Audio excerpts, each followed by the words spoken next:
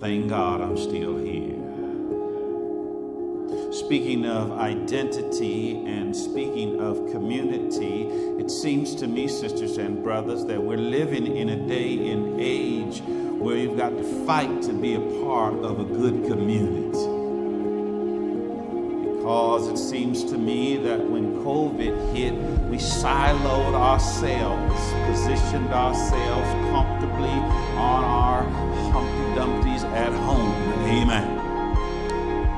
And we stopped doing some of the things that were good for us. We stopped getting together. We stopped talking with one another. We stopped picking up the phone and say, yo, how you doing? I miss you.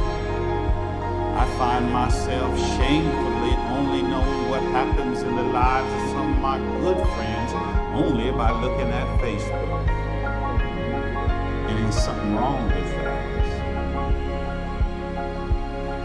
And I'm of the opinion, brothers and sisters, that now is the time for us to make sure that we're a part of positive communities. Would you say the word communities?